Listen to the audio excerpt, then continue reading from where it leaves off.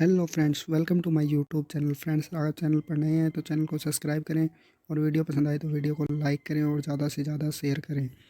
Friends, इस video में आपको रेलवे आरपीएफ न्यू वैकेंसी 2022 के बारे में कंप्लीट इन्फॉर्मेशन दी जाएगी, जिसके अंदर total number of post 11,000 plus है, जिसमें एसआई की वैकेंसी 2,000 प्लस है और कांस्टेबल की वैकेंसी 9,000 प्लस है, जिसमें से महिलाओं को आधी सीट मिलेगी। ये जोधपुर न्यूज़पेपर की कटिंग देख सकते हैं आप, जिसमें कांस्टेबल की आधी वैकेंसी का बोला गया है, जिसमें से एसआई की 2,000 वैकेंसी में से 1,000 वैकेंसी महिलाओं के लिए होगी और पूर्व कांस्टेबल में महिलाओं की वैकेंसी 4,500 प्लस होगी। इस वीडियो में आपको बताया जाएगा कि आप कब से फॉर्म अप्लाई कर सकते हैं और तथा इसके फॉर्म में क्या कुछ एज, सिलेबस, सैलरी तथा प्रीवियस ईयर की कट ऑफ व एग्ज़ाम पैटर्न के बारे में इस वीडियो में कंप्लीट इन्फॉर्मेशन दी जाएगी। तो आप इस वीडियो को पूरा अंत तक देखें। तो शुरू करते हैं। आरपीएफ की full form railway protection force होता है। जो ऑर्गेनाइजेशन इसको करवाती है वो आरपीएसएफ यानी कि रेलवे प्रोटेक्शन सिक्योरिटी फोर्स होती है और एग्ज़ाम लेवल नेशनल होता है और फ्रीक्वेंसी यानी कि ये साल में कितने बार होता है, साल में एक बार होता है यानी एनुअली होता है। मोड ऑफ एप्लीकेशन क्या होता है, फॉर्म ऑनलाइन भरें, ऑनलाइन होंगे या ऑफलाइन होंगे ये बताया जाता है। तो इसका मोड ऑफ एप्लीकेशन ऑनलाइन होता है और एप्लीकेशन फ़ीस जनरल कैटेगरी के लिए 500 रुपये होती है और एग्ज़ाम मोड सीपीटी भी ऑनलाइन होता है और टाइम कितना होता है सीपीटी 1 के लिए 90 मिनट। ये कौन कौन सी लैंग्वेज में होता है ये इसके बारे में बताया गया है। ये इंग्लिश में होता है, तेलुगु में होता है, हिंदी में होता है, तमिल में होता है, उर्दू में होता है, मलयालम, मराठी, गुजराती, कन्नड़, बंगाली, उड़िया, पंजाबी, काफ़ी सारी लैंग्वेज में ये एग्ज़ाम कंडक्ट होता है। आरपीएफ कांस्टेबल के लिए candidate must be citizen of India. Candidate India का सिटीजन होना चाहिए यानी भारतीय नागरिक होना चाहिए और एज लिमिट 18 से 25 होनी चाहिए जनरल कैटेगरी के लिए और क्वालिफ़िकेशन वो मैट्रिक्स पास आउट होना चाहिए। ये क्वालिफ़िकेशन केवल कांस्टेबल के लिए है। फ्रेंड्स, फॉर्म भरने के लिए आपको डॉक्यूमेंट चाहिए। 10th की मार्कशीट होनी चाहिए आपके पास, पासपोर्ट साइज फ़ोटो होनी चाहिए और सिग्नेचर चाहिए। कास्ट सर्टिफिकेट, आप जनरल कैटेगरी के अलावा अदर कैटेगरी से ना आपके पास कास्ट सर्टिफिकेट होना चाहिए और ट्रांसफ़र सर्टिफिकेट। ये केवल जम्मू कश्मीर के नागरिक जो वहाँ से विस्थापित हुए हैं उनके लिए ट्रांसफ़र सर्टिफिकेट लागू होता है और आपको पैन कार्ड, आधार कार्ड या वोटर कार्ड की आवश्यकता, इनमें से एक की आवश्यकता होगी। आधार कार्ड हो तो आधार कार्ड से काम चल जाएगा। आरपीएफ कांस्टेबल के लिए एप्लीकेशन फ़ीस की बात की जाए तो जनरल कैटेगरी के लिए 500 रुपये है और SC/ST कैटेगरी के लिए या OBC के लिए 250 रुपये है मेल कैंडिडेट के लिए और फीमेल्स के लिए अनरिजर्व, SC/ST और OBC के लिए केवल 250 रुपये फ़ीस है। आरपीएफ कांस्टेबल के एग्ज़ाम पैटर्न के बारे में बात की जाए तो आरपीएफ कांस्टेबल का एग्ज़ाम 3 फेजेस के अंदर कंप्लीट होता है, जिसमें से फर्स्ट फेज सीपीटी होता है जो ऑनलाइन मोड पे होता है। बाकी फिजिकल मेजरमेंट के लिए होता है पीएमटी और पीईटी फेज सेकंड के अंदर होता है और फाइनल डॉक्यूमेंट वेरिफिकेशन होता है DV. RPF constable phase first के पेपर की बात की जाए तो फर्स्ट पेपर कंप्यूटर बेस्ड होता है, सीपीटी होता है, जिसके अंदर 120 क्वेश्चन होते हैं और 1/3 नेगेटिव मार्किंग होती है यानी कि 0.33 और जिसके लिए आपको 90 मिनट का टाइम दिया जाता है। इसमें आपको सेक्शन मिलते हैं देखने को, जनरल अवेयरनेस जिसके 50 क्वेश्चन होते हैं, अर्थमेटिक यानी कि मैथ उसके 35 क्वेश्चन होते हैं, जीआई और रीजनिंग के 35 क्वेश्चन होते हैं। जनरल अवेयरनेस के अंदर आपको जीके प्लस जीएस, जिसमें से लगभग 30 क्वेश्चन आपको जीके के देखने को मिलेंगे और 20 क्वेश्चन के समथिंग जीएस को देखने को मिलेंगे। ये एग्ज़ाम 10वीं पास आउट स्टूडेंट कर सकते हैं और ये 10वीं तक की, इसमें 10वीं तक की नॉलेज के क्वेश्चन पूछे जाते हैं, जैसे मैथ हो गया, रीजनिंग हो गया और जीएस हो गया।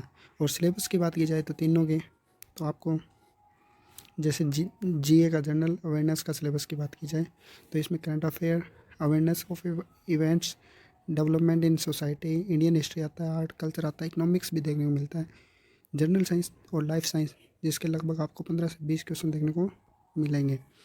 कॉमन एब्रिवेशन आता है, जियोग्राफी भी आता है जिसके 1 से 2 क्वेश्चन देखने को मिलेंगे और जनरल पॉलिटी और इंडियन कॉन्स्टिट्यूशन भी आता है। स्पोर्ट्स के भी 1 से 2 क्वेश्चन देखने को मिलते हैं आपको इसके अंदर और कॉन्स्टिट्यूशन से रिलेटेड भी 2 क्वेश्चन देखने को मिलते हैं। इन्वायरमेंटल इश्यू और concern India and world at large. इसमें वर्ल्ड जीके और वर्ल्ड जियोग्राफी से रिलेटेड भी क्वेश्चन आते हैं, जो आपको कम से कम 3 से 4 क्वेश्चन देखने को मिलते हैं। इसमें कॉमन एब्रिविएशन भी आता है, जिसके 1 से 2 क्वेश्चन देखने को मिलेंगे। और टेक्नोलॉजी डेवलपमेंट इंक्लूडिंग स्पेस वार के जो करंट जीके से रिलेटेड 2 क्वेश्चन आपको देखने को मिल सकते हैं कम से कम। और अर्थमेटिक का सिलेबस की बात की जाए तो इसमें आपको एवरेज देखने को मिलेगा, जिसके 1 से 2 क्वेश्चन, परसेंटेज के 2 क्वेश्चन डेफिनेट मिलेंगे। प्रॉफिट लॉस का 1 या 2 क्वेश्चन मिल सकते हैं। रेशियो प्रोपोर्शन का 1 क्वेश्चन, परसेंटेज के कम से कम 3 से 4 क्वेश्चन, वोल नंबर का 1 क्वेश्चन देखने को मिलेगा। डेसिमल और फ्रैक्शन के आपको 1 से 2 क्वेश्चन, नंबर सिस्टम के एक क्वेश्चन देखने को मिलेगा। फंडामेंटल अर्थमेटिक ऑपरेशन से रिलेटेड आपको कम से कम 3 से 4 क्वेश्चन देखने को मिलेंगे। रिलेशनशिप बिटवीन नंबर्स, इसको आपको 1 क्वेश्चन कम से कम देखने को मिल सकता है। मेजरमेंट मेंसुरेशन के आपको कम से कम 2 क्वेश्चन, ज़्यादा से ज़्यादा 4 क्वेश्चन देखने को मिलेंगे। डिस्काउंट जो आपका प्रॉफिट लॉस के अंदर ही आ जाता है, उसके रिलेटेड चाहे प्रॉफिट लॉस के अंदर जोड़ लिया जाए तो इसका 1 से 2 क्वेश्चन ही आपको मिलेंगे। और टाइम एंड डिस्टेंस के आपको 1 या 2 क्वेश्चन देखने को मिलेंगे। और टेबल्स एंड जियोग्राफ से रिलेटेड आपको कम से कम 3 क्वेश्चन देखने को मिलेंगे। आगे की बात की जाए तो फ्रेंड्स, जीआई और जनरल इंटेलिजेंस और रीजनिंग के सिलेबस की बात की जाए तो इसमें आपको सबसे ज़्यादा महत्वपूर्ण topic coding decoding, statement conclusion, problem solving, analysis, arithmetic reasoning, verbal arithmetic number series, non verbal series और सिलोलॉग से क्वेश्चन देखने को मिलेंगे। और रिलेशनशिप कंसेप्ट से 1 या 2 क्वेश्चन आपको देखने को मिलेंगे। ये आपका सिलेबस हो गया। और आरपीएफ कांस्टेबल फेज सेकंड की बात की जाए, इसमें आपके फिजिकल एफिशिएंसी टेस्ट होता है, यानी कि पीईटी और पीएमटी, यानी कि फिजिकल मेजरमेंट टेस्ट, 2 टेस्ट होते हैं। ये फेज सेकंड में तभी स्टूडेंट बैठ सकते हैं अगर उसने फेज़ फर्स्ट क्लियर किया हो तो अच्छे से। फेज़ फर्स्ट की मेरिट की बात की जाए तो फेज़ फर्स्ट की मेरिट पिछले लास्ट ईयर 68 रही थी। इस बार मान के चलें तो 80 to 85 के आसपास जनरल की रहेगी मेरिट। पीईटी के लिए रेस होती है जो 1600 मीटर मेल कैंडिडेट के लिए होती है, जिसको 5 मिनट और 45 सेकंड में क्लियर करना होता है।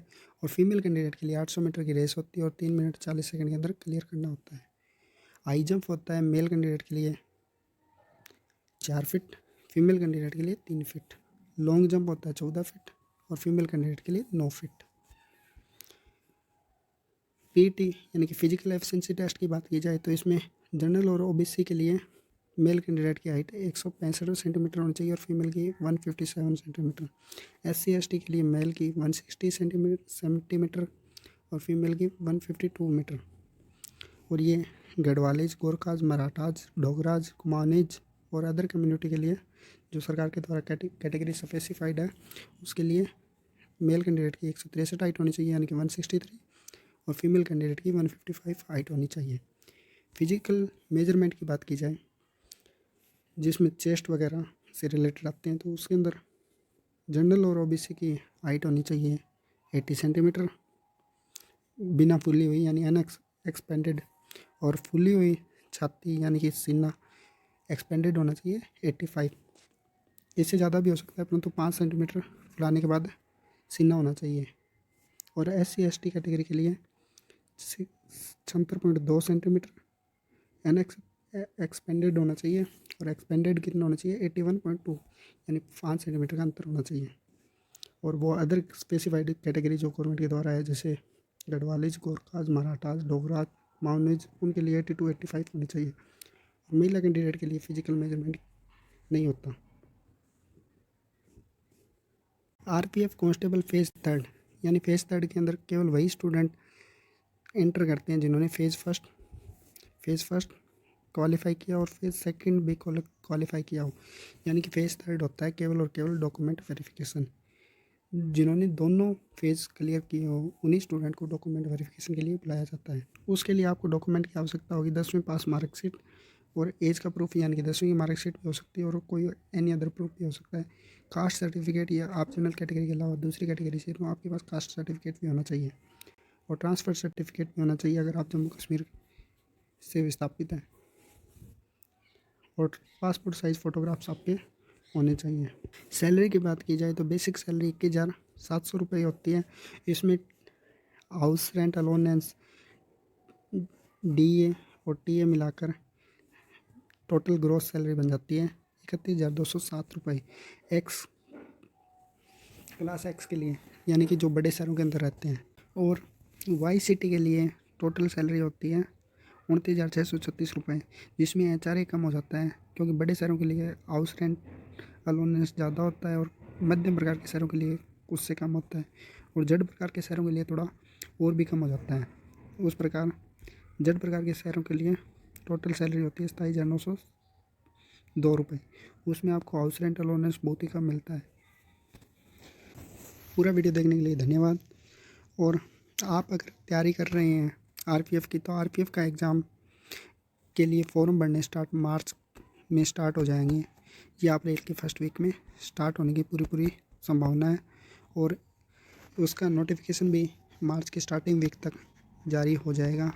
और इसके लिए आप अपनी तैयारी को पूरी तरीके से तंदुरुस्त बना के रखें और डेली से जितना ज़्यादा हो सके उसके लिए आप पेपर करते रहें, यानी कि आप मॉडल टेस्ट जितने ज़्यादा करेंगे उससे आपको अपनी तैयारी में उतना ही ज़्यादा बूस्ट मिलेगा। और अपने मोरल को डाउन ना होने दें और ज़्यादा से ज़्यादा अच्छे से तैयारी करें। धन्यवाद फ्रेंड्स।